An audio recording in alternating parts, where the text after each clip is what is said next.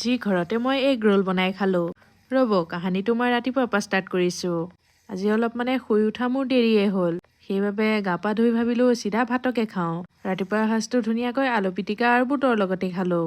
ৰাতিপুৱা মই ভাজি তৰকাৰী খাই অলপ বেয়াই পাওঁ। আলু পিটিকা হ'লে আৰু একোৱে নালাগে। খাই লৈ উঠি মায়ে আকৌ মোক কাম এটা দিলে। বাগানত যিহেতু দুজন কাম কৰা মানুহ লাগি আছে আৰু তেওঁলোকক ডেইলি ভাত বনাই দিয়া হয়। আজি তেওঁলোকক ভাতৰ লগত অমলেট দিয়া হ'ব। মায়ে মোক তাকে বনাবলৈ ক'লে। অমলেট কেইটা বনাই থাকোঁতে মোৰ বস্তু এটা মূৰত খেলাল। ভাবিছোঁ কোনোদিন নবনোৱা বস্তু এটা বনাওঁ আজি। যিহেতু টাৱাখন নাই আমাৰ, সেইবাবে অলপ কষ্ট হৈছিল।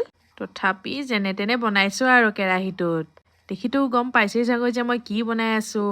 বাৰু মই জনাই দিছোঁ বাৰু কি বনাই আছোঁ। মই বনাই আছোঁ এগ ৰোল।